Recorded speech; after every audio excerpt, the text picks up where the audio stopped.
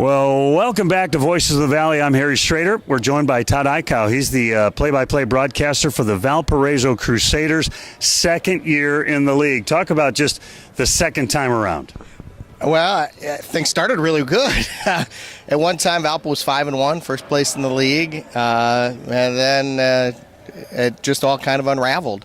They lost 10 of their last 12. Certainly injuries were a big part. 3-0 when Ryan Fazekas went down. He missed 9 games. They went 3-6 in that stretch. He came back, only played a couple games, and then broke his thumb. And then obviously more losses ensued. The team certainly has the ability to make a run here. I'd say it was really enjoyable when the team was winning, and obviously very frustrating when the team has been losing. They lost 3 games at home, which they led very late in the game. A couple of them in the final seconds. They lost really 3 games because they missed free throws in the final seconds of the game too. So it has been really, really frustrating.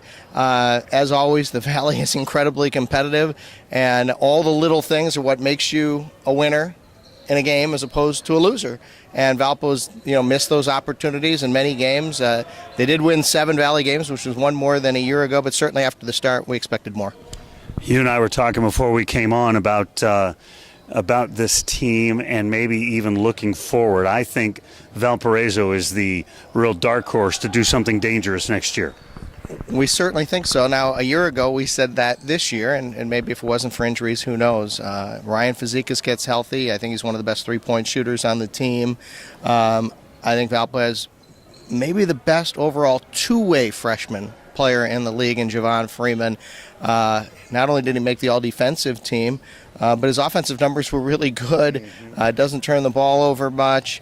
Led the league in steals. So you have Freeman, a known commodity, Fazekas, a known commodity, and then you've got a lot of guys who, could emerge. Marcus Golder, I think, had a better year last year. Bakari even, I thought, had a better year last year. They've got another year of eligibility left.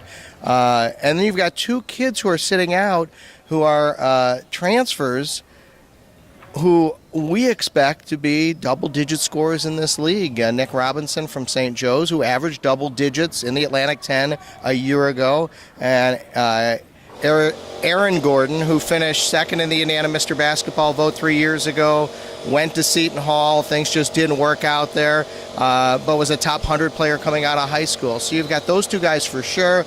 And then Valpo has signed a freshman from this area, and Donovan Clay from Alton, Illinois, who all indications are will come right in and be a rotational player as well. So there's a lot coming back next year, but you got to learn to win the games down the stretch, and that's been the problem over the past 6 weeks for Valpo. Talk a little bit about the basketball culture at Valpo. I mean, it's a tradition-rich program, and just the state of it all as you guys have come into the Valley. Well, a lot of people are excited about the Valley, and it bears a lot more pressure. Valparaiso is a basketball-loving community. The university is best known over everything else for basketball. It's had great success. At one time, and I remember well, within the last 20 years, Valpo won 17 consecutive conference tournament games. Think about that. It was an amazing run. They went to the tournament at one point 5 years in a row, 7 out of 9 years, I think. So when you have that sort of success and you've got people who grew up with it, it's a basketball-loving school, and that's what's been frustrating over the last couple of years. When you take a look at this tournament and talk a little bit about your matchup on Thursday night. Well, it's an outstanding matchup. Indiana State's gotten the best of Valpo in 2 ball games, but Valpo lost the game at home because they missed 13 free throws in the game, led very late against Indiana State, ended up losing the game in overtime. In both games, Tyreek Key has been the man, and I look at the all-conference team. I'm a voter. I studied it very hard. I thought the one guy on the second team who deserved most to be on the first team was Tyreek Key. I think he was the best offensive guard in the league. He can do everything. An incredibly improved player over a year ago, in which he was good. You could see the ability, but he's a fantastic player. He's the guy you got to slow down. Valpo, you would think, would have an edge inside with Smits and Soroya, but in both games, Rickman and Bronson Kessinger held their own. Wow. And that has to change, I think, if Valpo's to win the game tonight. So you're an expert. You've seen all the teams. Yeah. You're an expert. That's what I think anyway. Talk about who do you expect to come out of this tournament? I mean, clearly you would say, well, I think we would all say, well, Loyola is the one that should win. They're the number one seed. They've got all that experience. But if there's somebody that's not the Ramblers, who would you think is the best chance of winning this tournament? Well, I think Drake was playing better than anybody. And their road is not brutal. Again, you don't know who they're going to play in the first round. But, Illinois State's been a disappointment, and they're so helter-skelter that with talent alone, they're dangerous. I picked them to win the league at the beginning of the year. I looked like I was crazy, but I wasn't the only one who picked them to win the league. I would say Drake probably, but it is a complete toss-up. Obviously, Bradley's playing very well. They've got a good inside-outside game, which is important, and they can make shots.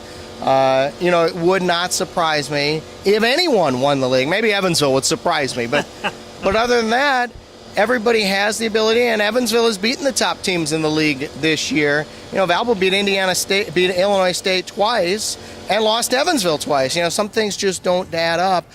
I think, I would, if you said, all right, Todd, you got to pick a team, I'll go with Drake, but honestly, I have no feel at all for what's going to happen over the next 4 days.